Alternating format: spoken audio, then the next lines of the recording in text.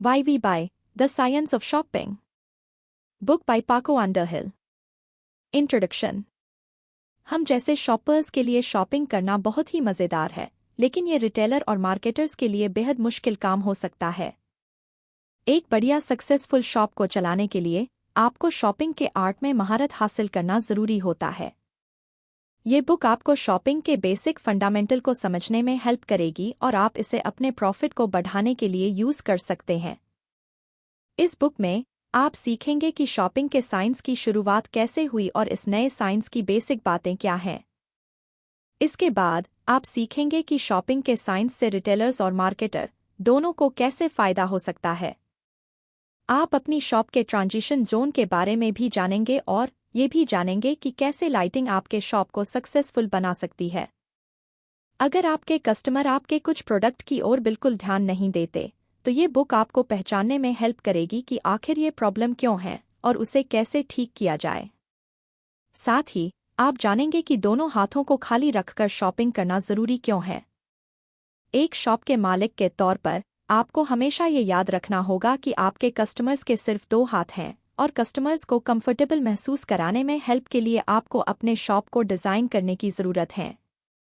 आपके कस्टमर्स आपके शॉप में लगे साइन को कैसे पढ़ते हैं, आप इसके बारे में भी सीखेंगे। अगर आपने सेल का साइन लगाया है लेकिन कोई भी कस्टमर इस पर ध्यान नहीं देता, तो ये बुक आपको समझने में हेल्प करेगी कि ऐसा क्यों हो रहा है।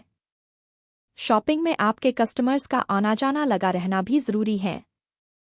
आप सीखेंगे कि अपनी शॉप को अपने कस्टमर्स के आने जाने के हिसाब से कैसे बनाएं ताकि वे ज़्यादा से ज़्यादा सामान खरीदें। ये बुक उन स्ट्रेटेजीज से भरी हुई है जो आपके बिजनेस को ज़्यादा सक्सेसफुल बनाने में हेल्प करेगी। तो आइए शुरू करते हैं। एक नए तरह के साइंस का जन्म। चीज़ें खरीदने को शॉपिंग कहा जाता है। हम शॉपिंग उन चीज़ों की करते हैं जिनकी हमें ज़रूरत पड़ती है या फिर हमें अच्छा लगता है। शॉपिंग के साइंस को समझने का मतलब हमें ये समझना है कि कस्टमर्स किसी एक चीज़ को खरीदने का डिसीजन कैसे लेते हैं। इसे समझने से शॉप के मालिक अलग अलग स्ट्रेटेजीज को यूज़ करके अपने सेल्स को बढ़ा सकते हैं और ये बुक हमें यही सीखने में मदद करेगी। शॉपिंग का साइंस हमेशा से नहीं था।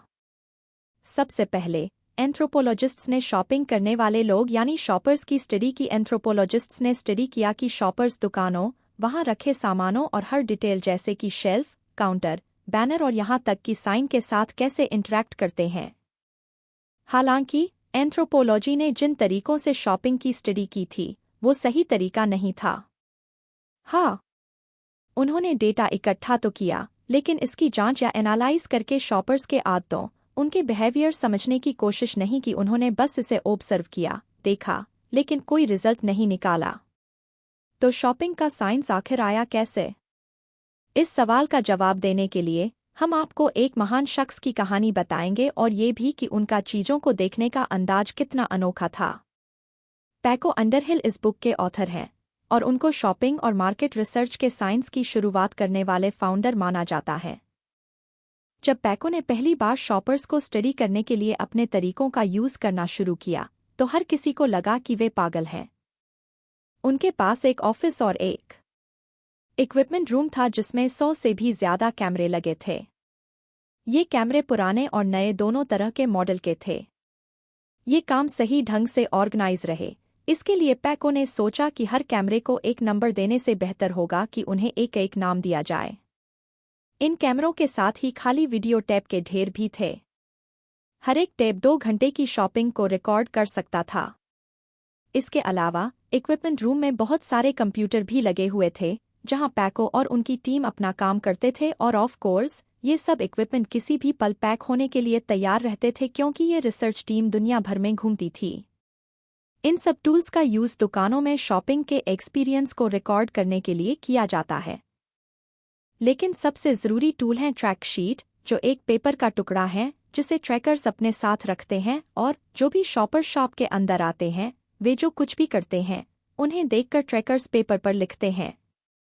ट्रैकर्स छोटी से छोटी डिटेल लिखते हैं, यहाँ तक कि एक शॉपर ने कहा देखा, क्या छुआ और किससे बात की, सब नोट किया जाता है। ये ट्रैकर आमतौर पर एक बार में एक ही शॉपर पर अपनी नज़र रखते हैं।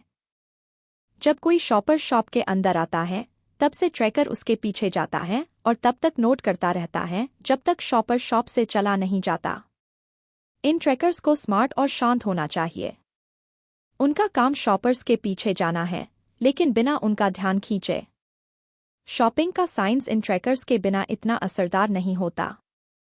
पैको और उनकी टीम ने दुनिया भर के बड़ी कंपनियों के साथ काम किया है। वे शॉपर्स पर अपनी नज़र रखते हैं और ध्यान देते हैं कि शॉपर्स कैसे किसी एक प्रोडक्ट के साथ इंटरैक्ट करते हैं। फिर रिसर्च करने वाले इस डेटा से कुछ नतीजे निकालते हैं और किसी भी प्रोडक्ट की सेल्स को बढ़ाने का सॉल्यूशन बताते हैं। इस तरह से शॉपिंग के साइंस की शुरुआत हुई। जब जब मार्केट, प्रोडक्ट्स और लोगों के सोच में बदलाव होगा, ये साइंस भी बदलता रहेगा। वो बात जो रिटेलर्स और मार्केटर्स नहीं जानते। पिछले चैप्टर में हमने शॉपिंग के साइंस और इसकी शुरुआत को समझने की कोशिश की। इस चैप्टर में हम रिटेलर्स और मार्केटर्स के नज़रिए से इस साइंस के इस्तेमाल को जानने की कोशिश करेंगे। शॉप का मालिक एक रिटेलर है और ये समझना उसका काम है कि उसके प्रोडक्ट का सेल कैसे हो रहा है। दूसरी तरफ एक मार्केटर को ये समझना है कि उसके प्रोडक्ट के साथ शॉपर्स का क्या रवैया है। इससे पहले मार्केटर्स या कंपनी सिर्फ अपने सेल्स की गिनती पर अपना फोकस रखती थी। उन्होंने कंज्यूमर यानी शॉपर को स्टडी ही नहीं किया। कोई भी प्रोडक्ट का सेल्स कैसा चल रहा है उसके परफॉर्मेंस से पता चलता है और परफॉर्मेंस को कन्वर्जन रेट से नापा जाता है। कन्वर्जन रेट होता है शॉप में आने वाले कस्टमर्स जो इस प्रोडक्ट को खरीदता है उनके परसेंटेज की तुलना उन कस्टमर्स के परसेंटेज से करना जो शॉप में आते तो हैं पर प्रोडक्ट नहीं खरीदते हैं। एग्जाम्पल के लिए, अगर आप एक शॉप के मालिक हैं तो आपको लगता है कि आपको अपने शॉप के कन्वर्जन रेट मालूम है, लेकिन ये बिना हिसाब किताब वाले आपके अंदाजे गलत हो सकते हैं। एक दिन पैको ने एक मल्टीमिलियन डॉलर कंपनी के एक स्मार्ट सीनियर एग्जीक्यूटिव से एक सिंपल सवाल पूछा, आपके शॉप में आने वाले कितने लोग कुछ खरीद कर जाते हैं?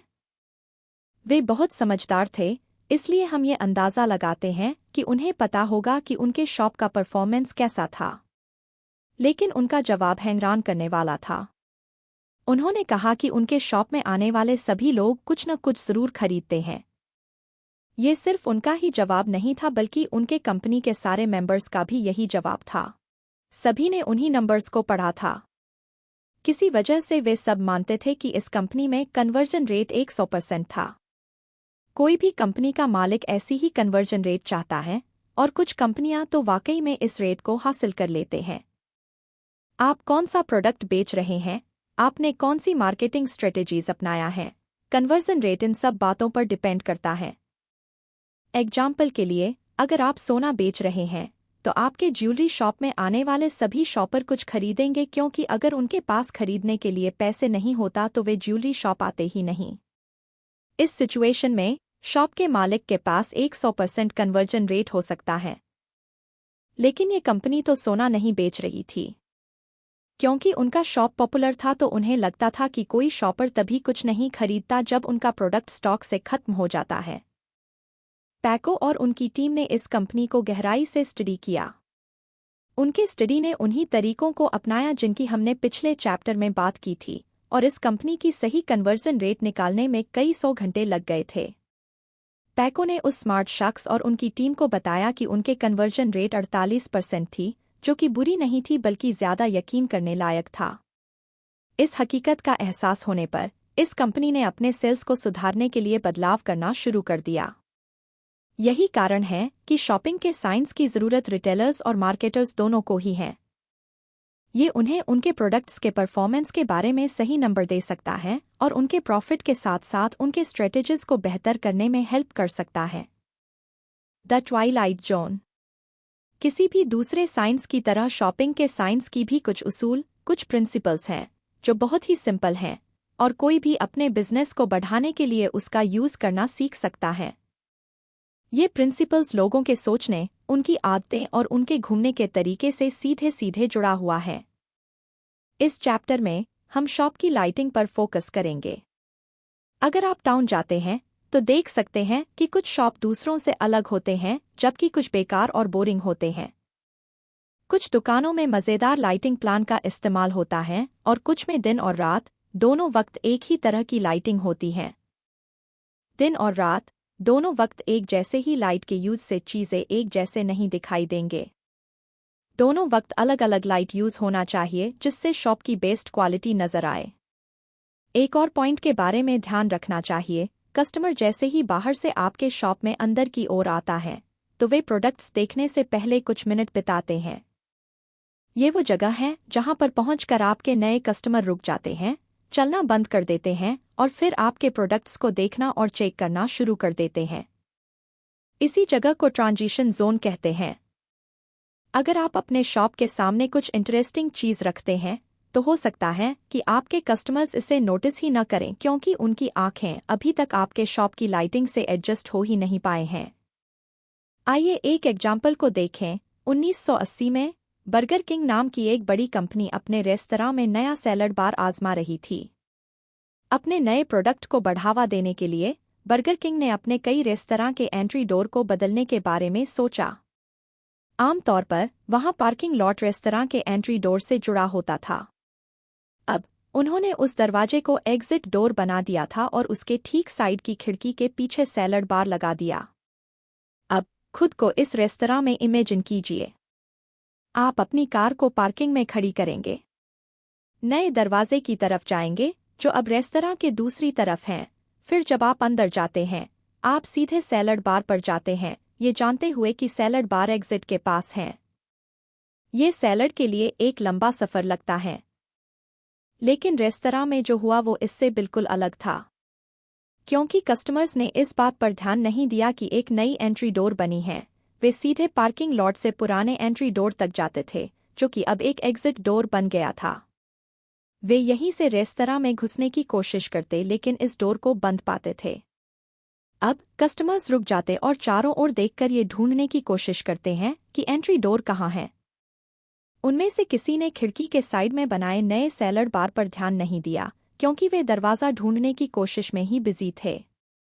जैसे ही उन्हें नया एंट्री डोर का पता चलता, भूखे कस्टमर्स खाने का ऑर्डर देने के लिए सीधे रेस्तरां में पहुंचते। सैलड बार गलत जगह बनाई गई थी, इसलिए कस्टमर्स को दिखाई ही नहीं देता था कि वहां बार भी है, इसलिए उन्होंने कभी वहां से कुछ नया ऑर्डर नहीं किया। ये किसी जगह का गलत इस्तेमाल का एक अच्छा एग्जाम्पल है। अगर आप अपने शॉप के किसी प्रोडक्ट को स्टार बनाना चाहते हैं तो आपको अपने कस्टमर्स का ट्रांजिशन जोन पर ध्यान रखना होगा। जो भी कस्टमर्स आते हैं आप अपने शॉप के वर्कर्स से उनको वेलकम करवा सकते हैं और उन्हें शॉपिंग बास्केट थमा सकते हैं, जिससे कस्टमर्स के लिए खरीदारी करना आसान हो और वे ज़्यादा से ज़्यादा प्रोडक्ट्स खरीदें। आपको हाथों की ज़रूरत है। ये तो सब जानते हैं कि आपके शॉप में आने वाले हर कस्टमर के सिर्फ 2 हाथ होते हैं। आप सोच रहे होंगे कि हम आपको ये क्यों बता रहे हैं, लेकिन अगर आप अपने शॉप को देखते हैं तो आपको ये एहसास हो जाएगा कि आप भूल गए हैं कि लोगों के सिर्फ 2 हाथ होते हैं। हम सभी वैसे शॉप में गए ही हैं जहां हमें एक शॉपिंग बास्केट भी नहीं मिलती है। हम एक चीज़ खरीदने जाते हैं और अगर हम 10 और चीज़ें को पसंद भी करते हैं तो हम उन्हें नहीं खरीद सकते क्योंकि हम अपने 2 हाथों में कुछ ही सामान उठा सकते हैं। ज़्यादातर देखा गया है कि शॉप्स में अगर बास्केट होते हैं तो वे उन्हें अपने शॉप के सामने रख देते हैं। याद है हमने ट्रांजिशन जोन के बारे में बात की थी और कैसे आपके कस्टमर्स को आपके प्रोडक्ट्स को देखने के लिए टाइम की ज़रूरत होती है। अगर आपके बास्केट ट्रांजिशन जोन से पहले रखे होते हैं तो आपके कस्टमर उन्हें नहीं देख पाएंगे। इस प्रॉब्लम से निकलने का सबसे अच्छा तरीका है अपने वर्कर्स को ट्रेनिंग देना कि जो कोई भी कस्टमर अपने हाथों से ज़्यादा चीज़ों को पकड़ रहा है उन्हें एक बास्केट थमा दें। एक बार पैको अंडरहिल को न्यूयॉर्क के ग्रैंड सेंट्रल स्टेशन पर एक न्यूज़ स्टैंड की स्टडी करने का काम दिया गया। उन्होंने सुबह और शाम को न्यूज़ स्टैंड पर नज़र रखने के लिए कैमरे लगाए क्योंकि यही 2 वक्त दिन का सबसे बिजी वक्त होता है। इस न्यूज़ स्टैंड पर सुबह और शाम को आने वाले ज़्यादातर कस्टमर्स जल्दबाजी में होते थे। वे या तो बस पकड़ने की कोशिश में होते या जॉब पर वापस जा रहे होते या फिर घर वापस जा रहे होते थे। इसलिए प्रॉफिट कमाने के लिए इस न्यूज़ स्टैंड को बहुत तेज़ी से अपने कस्टमर्स के ऑर्डर्स को हैंडल करना पड़ता था। पैको ने नोटिस किया कि कई सारे कस्टमर्स न्यूज़ स्टैंड की तरफ देखते थे और वहां इंतजार कर रहे दूसरे कस्टमर्स की लगी लंबी लाइन को देखकर वापस मुड़ जाते थे। इसका मतलब ये था कि ये न्यूज़ स्टैंड पैसा खो रहा था क्योंकि अपने कस्टमर्स को संभालने के लिए जितनी तेज़ी से वो काम कर रहे थे वो काफ़ी नहीं था। ज़्यादातर कस्टमर्स चाहते हैं कि वे न्यूज़ स्टैंड में जाएं, जितनी जल्दी हो सके सिगरेट या न्यूज़पेपर खरीदें और फिर अपने रास्ते वापस जाएं। दूसरी बात जो कि पैको ने देखा वो था कि ज़्यादातर कस्टमर्स के हाथ में एक सामान होता था। ये एक ब्रीफकेस, एक बैग या एक लंच बॉक्स होता था। अगर आप आजकल लोगों को देखते हैं तो किसी को खाली हाथ चलते हुए देखना नामुमकिन है। हमारे पास हमेशा कुछ ऐसा होता ही है जिसे हम अपने साथ ले जाते हैं। इस वजह से अगर ज़रूरत के वक्त हम कुछ खरीदना चाहें तो शॉपिंग के लिए सिर्फ एक ही हाथ खाली रह जाता है। पैको ने आखिरी बात नोटिस की कि न्यूज़ स्टैंड पुराने जमाने का था और बिल्कुल प्रैक्टिकल नहीं था। वहाँ 3 शेल्फ थे। नीचे का शेल्फ न्यूज़पेपर्स के लिए था, बीच वाला मैगजीन के लिए और सबसे ऊपर वाला टॉफीज और दूसरे चीज़ों को रखने के लिए था। इन तीनों शेल्फ के ऊपर आप एक खिड़की देख सकते थे जहां कैशियर बैठता था। वीडियो टेप देखने के बाद पैको ने नतीजा निकाला कि कस्टमर वहां कैसे शॉपिंग कर रहे थे। एक कस्टमर न्यूज़ स्टैंड के साइड में खड़ा होता है, उसके हाथ में पहले से ही कुछ सामान होता है, मान लीजिए एक ब्रीफकेस है। फिर वो अपने खाली हाथ से सबसे नीचे के शेल्फ पर झुकता है और एक न्यूज़पेपर उठाता है। फिर वो खड़ा होता है और कैशियर को दिखाता है कि उसे क्या खरीदना है। अब अपनी जेब से पैसे निकालने के लिए इस कस्टमर को अपने बगल के नीचे या तो न्यूज़पेपर रखना होगा या फिर वो ब्रीफकेस। फिर उसके बाद ही वो अपने फ्री हाथ से पैसे दे पाएगा। मान लीजिए कि आप इस न्यूज़ स्टैंड से और भी कुछ सामान खरीदना चाहते हैं। इसके लिए आपको अपना सारा सामान नीचे ज़मीन पर रखना होगा और तब जाकर आप कैशियर को पैसे दे पाएंगे। ये सिस्टम प्रैक्टिकल नहीं था और हर कस्टमर को हैंडल करने में न्यूज़ स्टैंड के स्टाफ को ज़्यादा वक्त भी लग रहा था। ज़रा सोचिए कि अगर इस न्यूज़ स्टैंड वालों ने एक खाली शेल्फ रखा होता जहां कस्टमर अपना ब्रीफकेस या लंच बॉक्स रख सकता है, तो कस्टमर सब खरीद सकता है जो वो चाहता है और आसानी से दोनों हाथों का इस्तेमाल कर सकता है। वहाँ लेनदेन जल्दी होता और लाइन में ज़्यादा कस्टमर्स को इंतज़ार नहीं करना पड़ता। यही कारण है कि आपको अपने शॉप के परफॉर्मेंस को देखना चाहिए और सोचना चाहिए कि अपने कस्टमर्स के लिए दोनों हाथों से शॉपिंग करने देने के लिए क्या करें। किसी भी साइन को कैसे पढ़ें। बहुत सारे शॉप में साइन लगे होते हैं। ये साइन आमतौर पर खूबसूरत डिज़ाइन के होते हैं जो कस्टमर को लुभाकर उन्हें नए डिस्काउंट, नए प्रोडक्ट या फिर आने वाले सेल की तरफ खींचते हैं। इन साइनों के साथ प्रॉब्लम यह है कि ये कितना असरदार हैं, इस बात को शॉप के मालिक सिर्फ टेबल पर या डिज़ाइन रूम तक ही रखते हैं। वे कभी भी ये समझने की कोशिश नहीं करते हैं कि ये साइन उन चलते फिरते कस्टमर्स के लिए कैसे काम करेगा जो पहले से ही अच्छे प्रोडक्ट्स ढूंढने में बिजी होते हैं। उनका ध्यान तो पहले से ही बंटा होता है। आपको ये याद रखने की ज़रूरत है कि आप उन लोगों के लिए एक साइन बना रहे हैं जो लगातार चल रहे होते हैं। आपका नया साइन कितना असरदार है, उसे समझने का एक ही तरीका है कि आप अपने शॉप में इसके परफॉर्मेंस को देखें। अपने कस्टमर्स के जगह खुद को रखकर देखने की कोशिश कीजिए और अपने साइन को अलग अलग जगह पर रखकर और अलग अलग लाइटिंग का यूज़ करके एक्सपेरिमेंट कीजिए जिससे वो उभर कर दिखे। दूसरा तरीका ये देखना है कि आपके कस्टमर आपके शॉप के साइन पर कैसे रिएक्ट कर रहे हैं। कितने लोग इस साइन के तरफ अपना ध्यान देते हैं? उनमें से कितने लोग इसे वाकई में पढ़ते हैं? एक बार एक गार्डन मेंटेन करने वाली कंपनी टोरो ने अपने एक नए प्रोडक्ट को बाजार में उतारा था। उन्होंने एक नए ऑटोमेटिक घास काटने की मशीन का मैन्युफैक्चर किया था और उसको प्रमोट करने के लिए एक वीडियो बनाया था। टोरो ने सोचा कि इन वीडियो को दिखने के लिए सही जगह घर और गार्डन सप्लाई का शॉप है। उन्होंने वीडियो को एक पैसेज के बीच में रखा जहां कस्टमर्स हर वक्त आते जाते रहते थे। अगर किसी कस्टमर ने इस नए घास काटने वाले मशीन के बारे में 10 मिनट के वीडियो को रुककर देखने का फैसला किया भी, तो दूसरे आते जाते कस्टमर उसे रास्ते से हटने के लिए कहते। इस वीडियो के लिए बेहतर जगह होती रिपेयर वेटिंग रूम। जब कस्टमर्स अपने अप्लायंस के रिपेयर होने का इंतजार करते थे तो वे उस वीडियो को देखकर नए घास काटने वाले मशीन के बारे में सोचते। साइन लगाते समय ये मत सोचिए कि ये साइन कितना अच्छा दिखता है, बल्कि इस बारे में सोचिए कि कस्टमर्स दूसरे कामों में बिजी होने के बावजूद आपके साइन को कैसे नोटिस कर सकते हैं। Shoppers move like people. अपने शॉप को सक्सेसफुली चलाने के लिए आपको शॉपिंग की सबसे बेसिक पहलू को समझने की जरूरत है। यानी आपको ये समझना है कि कस्टमर्स चलते कैसे हैं। लोग अपनी इच्छा के हिसाब से आराम से आना जाना करते हैं। आपके कस्टमर्स आपकी शॉप में कैसे आते हैं, इसे समझने के लिए उन्हें ध्यान से देखने की कोशिश कीजिए। आप देखेंगे कि आपके शॉप में ऐसे कुछ भाग हैं जो बहुत पॉपुलर हैं और कुछ ऐसे कोने हैं जहां कोई भी कस्टमर शायद ही कभी जाता है।